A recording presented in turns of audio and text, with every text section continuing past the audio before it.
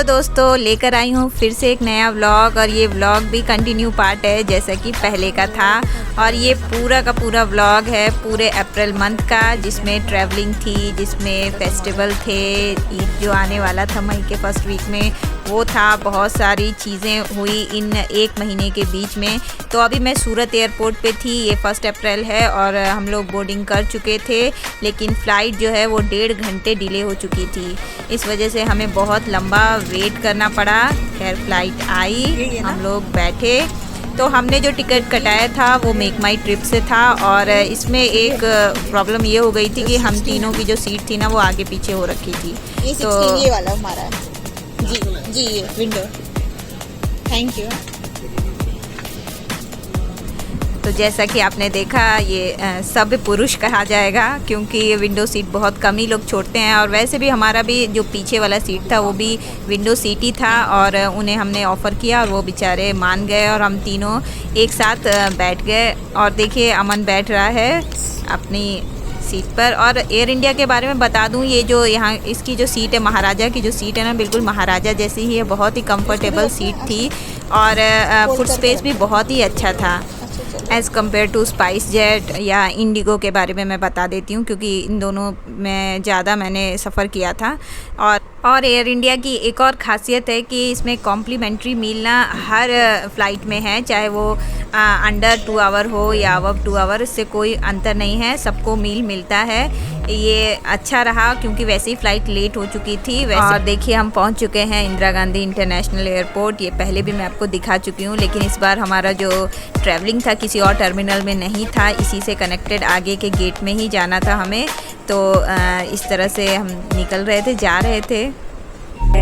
And removal from the terminal building by security agencies. Thank you.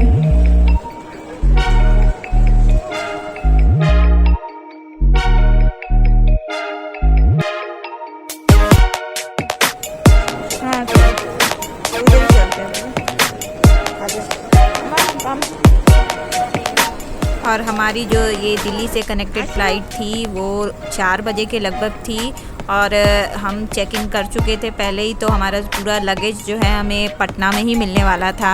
तो जो भी हमारे हैंड बैगेज थे उनके साथ हम निकल पड़े और अपने गेट के पास पहुँचे। और थोड़ी देर के बाद हमने सोचा कि बैठते हैं, रेस्ट करते हैं, उसके बाद कुछ खाना पीना खाएंगे, क्योंकि वैसे ही खा चुके थे हम फ़्लाइट के अंदर। तो ये सब बहुत अच्छी चीज़ें थी। और हम इसी तरह से हम बैठ के थोड़ी देर बैठ रहे थे, थोड़ी देर घूम रहे थे, ये वॉक थ्रू पे जा रहे थे, ताकि सारे के सारे जितने गेट्स हैं ना वो सबको देखें। क्या करना था, बैठ के कितनी देर बैठते, इसीलिए इधर ही उधर घूम रहे थे।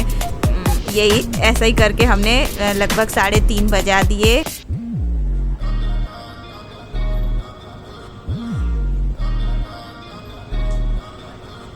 और देखिए एयरपोर्ट के अंदर बहुत सारी चीज़ें, कुछ स्मार्ट गैजेट्स भी थे जिससे आप मल्टी कुजीन ऑर्डर दे सकती थी।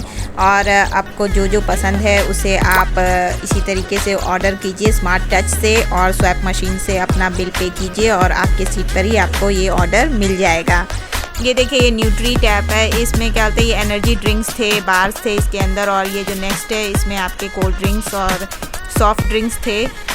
तो ये सारे सिस्टम्स तो हर एयरपोर्ट पे रहते हैं और आपने भी इन सब का मज़ा लिया ही होगा। आपने नहीं तो आपके बच्चों ने तो लिया ही होगा। इन सब चीज़ों को ख़त्म करके ट्रैवलिंग ख़त्म हुई और हम देखिए इस पटना के ब्रिज पर हैं। और पटना में हमें बहुत सारे काम थे, जैसे मेरे छोटे वाले बेटे का एडमिशन कराना था और 2-3 जगह पे स्कूलों में जो फॉर्म ले रखा था उनके एंट्रेंस एग्ज़ाम थे, इसीलिए मेन पर्पस यही था हमारा अप्रैल के मंथ में आने का यहाँ। और इसी तरीके से जो एग्ज़ाम हो गए और फाइनली एक बहुत अच्छे स्कूल में एडमिशन भी हो गया है।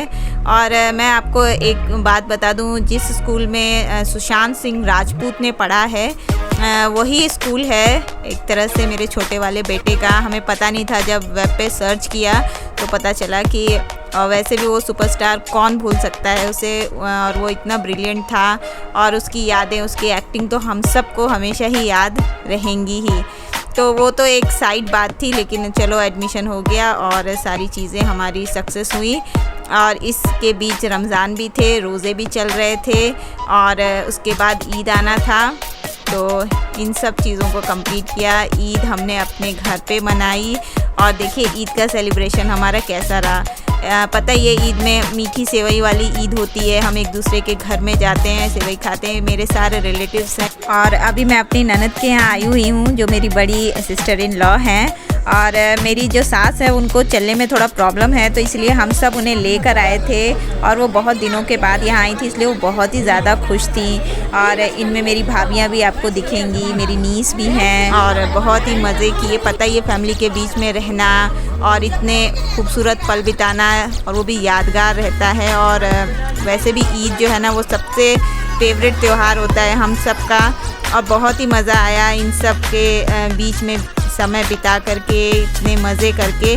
और फाइनली और ये सब कुछ कंप्लीट करके, अपने काम को कंप्लीट करके, अपने त्यौहार को मना करके हम लोग आ गए वापस सूरत। अब देखिए कब जाना होता है यहाँ से सूरत, क्योंकि मेरे बड़े वाले बेटे का एग्ज़ाम चल रहा है, उसका एग्ज़ाम जैसे ख़त्म होता है आगे की प्लानिंग होगी। तो फ्रेंड्स आज का व्लॉग इतना ही। कैसा लगा आपको ये मेरा छोटा सा व्लॉग जिसमें बहुत सारी चीज़ें थी? अगर अच्छा लगा हो तो प्लीज़ लाइक का बटन दबा दीजिएगा और ज़्यादा से ज़्यादा लोगों तक मेरे इस वीडियो को पहुंचाइए, सब्सक्राइब करिए। मिलती हूँ नेक्स्ट एक नए वीडियो में, तब तक अपना बहुत ख्याल रखें दोस्तों। Bye and take care.